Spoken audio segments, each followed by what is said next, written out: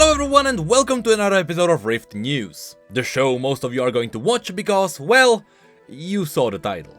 Unfortunately, if it sounds like I lost my voice, that's because I have. So today you'll have to do without seeing me on camera. Just imagine an average looking guy wearing pajama pants. Anyway, in the midst of drowning myself in tea, I couldn't pass on all the fresh news. So without further ado, with Star Guardian being right behind the corner, let's have a look at all the news that are leading up to the event. While we did talk about Star Guardians a lot in the last episode of Rift News, Riot teased even more info in their newest official event teaser. And while this one only gives us a brief explanation in the description, the video itself hides a lot of Easter eggs. So let's break apart what it's actually teasing. It starts with someone scrolling on their phone, until they arrive at a post from Seraphine. While this may look like a random teaser, the animation style closely matches what we can find in Legends of Runeterra. And since here at the end we can see Senna, I wouldn't be surprised if this was the level up animation of Star Guardian Senna in Legends of Runeterra. We then get bunch of teasing profile pictures. As the text says, there is Xayah, Akali, Kai'Sa and Senna. Then, I assume in Japanese, there is Seraphine, which is kinda funny because canonically, according to KDA, she is supposed to be Chinese. And then at the top we can see a piece of Echo. And in the picture on the side we can also see Rel and Talia. The video then flashes into negative, we can see the villains in the background, including Fiddlesticks being everywhere, and you can also see that everyone transformed into their Star Guardian outfits. It then quickly shows us all the lockers. Considering the fact that these were in the previous video too, I wouldn't be surprised if these were actually teasing the main UI. Just like how the Spirit Blossom characters appeared on a map, I wouldn't be surprised if we chose which Star Guardian we talk to by clicking on their locker. And then as we fly through all the lockers we get all the cool Easter eggs. First we can see a phone case, some new pieces of jewelry, and a plushie. Since some new Star Guardian jewelry was teased during Anime Expo, which happened a few days ago, I wouldn't be surprised if all of these were teasing new merch. As we fly a bit further, we can see more jewelry tied to Rakan, but also there is Star Guardian Kai'Sa in Legends of Runeterra. This confirms her skin there. Next there is Star Guardian Talia, and further down there is Star Guardian Senna, both also coming to Legends of Runeterra.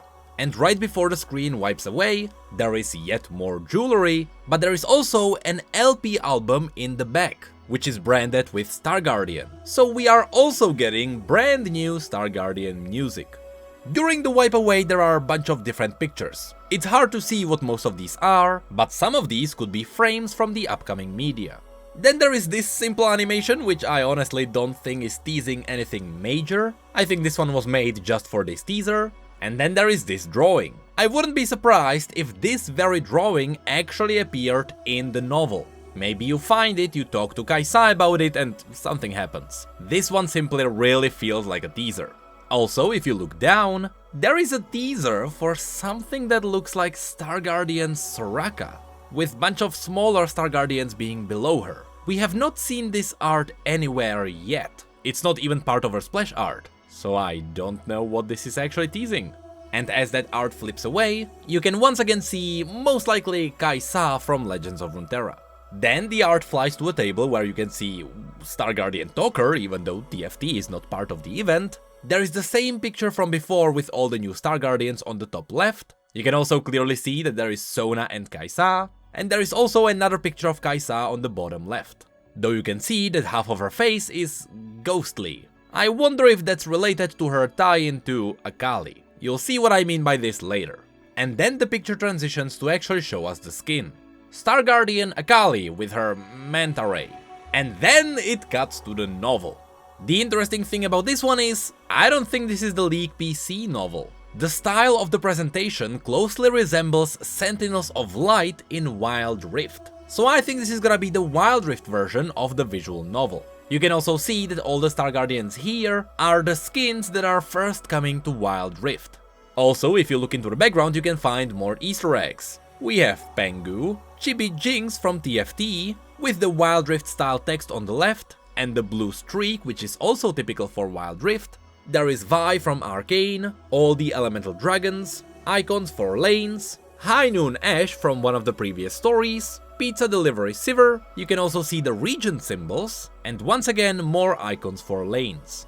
Then they show us the level up animation for Kai'Sa in Legends of Runeterra, once again confirming that she is getting a skin there. This is then followed up by a level up animation for Jinx. And then it starts showing us skins from League. There is Talia and Sona, then Neela, and then everyone together. We talked about all of these skins in the last episode. And then it shows us this. And this is the one that really makes me think. Considering how it doesn't tease anything else around this, I wouldn't be surprised if this was some kind of a new system for the visual novel for League PC. So maybe, besides just passively leveling your relationships, you will also have some other interactions. Maybe you will do something else that you normally do during dating sims. And these might be their reactions. And then, as the Star Guardian talker flies away, the whole city is revealed and we get a bunch of more teasers. There are all the Star Guardians, from Kai'Sa to Senna. There is a snippet of something that will probably appear later. Some chibi art all over the place too. A Star Guardian unicorn. This one might actually be teasing TFT. Then it reveals the main art for the event for League PC. You can also see that Star Guardian Urgot made it in. Then there is also, once again, brand new art for Soraka, which almost makes me think like maybe that's actually teasing Star Guardian Soraka for Legends of Runeterra 2. But other than that, I have no idea what that art would be for. Maybe the visual novel. And then it zooms onto the anime. Now, while I would really love it if we actually got a full episode of Star Guardian anime, I think it's gonna be closer to what happened during Spirit Blossom. There we also got two slightly longer animes. There was one animated short for Yasuo and Yone, and then there was the other one dedicated to Spirit Blossom. In a similar sense, I think we are also getting new cinematics for Star Guardians. And all of these teasers show us one thing: a best friend relationship between Kai'Sa and Akali. So that's most likely what the series will focus on. And then it starts showing the Wild Rift skins. Once again, we talked about all of these in the last episode of Rift News. And then it cuts to animated Talia, which also transitions into animated Fiddlesticks. Now, while to most people this may be a random thing, I have a really good guess as to what this is. It was teased that there are some well-known musicians who worked on Star Guardian, especially from the pop scene. And according to a Polygon article, Star Guardians should get their own album of sessions. You know, just like Sessions Diana. Now, if this is true, since Diana was fully animated throughout the entire thing, I think this animation is linked to Sessions Star Guardian. That's what these are. These are all for the music, which also explains the LP album from the beginning. And then it ends with Toker blinking and flying away, before Fiddlesticks gets a chance to blink too. And that's it for the teaser. Now, besides this, Riot also revealed a new post that summarized the entire lore for all the Star Guardian events. We will definitely cover that in the next video. I will try to release the video before the event actually releases. But you know, I am suffocating a bit. But since this is an episode of Rift News, we can't end the video just yet. Even though this video teased all the things that are coming to League, Legends of Runeterra, and Wild Rift, which means that nothing is happening for TFT and Valorant, Wild Rift is getting its own massive patch, which is tied to the Star Guardian event. So let's quickly go through all the new things there too.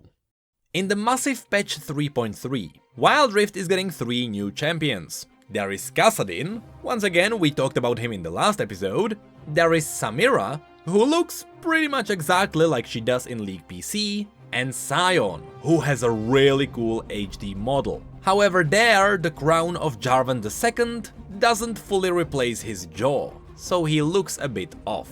Then, the patch is gonna fully release Elemental Rift, and it is going to become the default map.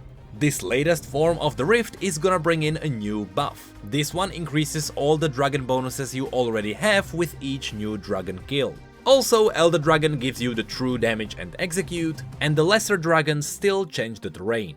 Then they announce that they will start updating some of the older champions. They do have a lot of them already. And as an example, someone like Rammus and Galio have really long cooldowns on their ultimates, so those will be reduced. When it comes to items, we are getting new boot enchantments. Repulsor knocks enemies back. Magnetron makes you dash to an ally and taunt an enemy. Then we have 2 updates, one for Quicksilver, which now gives you a small window of immunity, and Gargoyle, which gives you a shield instead of health. And lastly, the Shadow enchant is getting removed. Then, as we mentioned last time, Wild Rift is getting a legendary ranked queue, which is unlocked for you when you reach Diamond.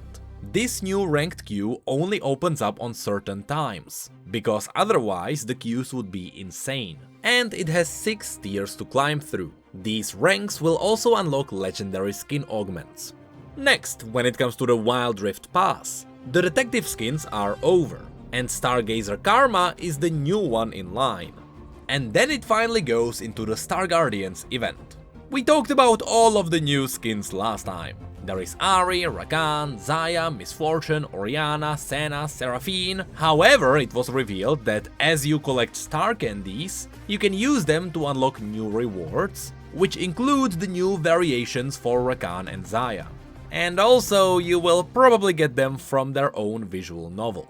Though that wasn't confirmed, but we saw the teaser. And finally, the newest patch finished with all the new skins. There is Pool Party Graves, Caitlyn, Mundo, and Ziggs, God Fist Lee Sin, Lunar Revel Diana, Harbinger Kassadin, Dragon Trainer Tristana, Warmonger Sion, Beekeeper Singed, Warring Kingdoms Katarina, and Psyops Yi, Kayle, Samira, and Zed. But that is it for this episode of Rift News. I'm sorry you couldn't get to see me on camera this time. It reminds me of the good old days of me sitting behind a desk. But at least some really cool new info was revealed. According to Skin Spotlight, Riot is also going to reveal 5 more videos leading up to the release of the event. These are most likely going to be smaller pieces of the teasers. But just be aware that as I release this video, one of these videos will be out. But yeah, so far it seems like 2 new visual novels are confirmed, there is gonna be a bunch of new Legends of Runeterra skins, but interestingly enough, nothing on the Ultimate Spellbook. It's almost like Riot is trying to hide it. Which makes sense, because looking at all the 3D models of the entire town, and looking at all the enemies the Star Guardians are fighting, you know that they are trying to hide that there is gonna be PvE.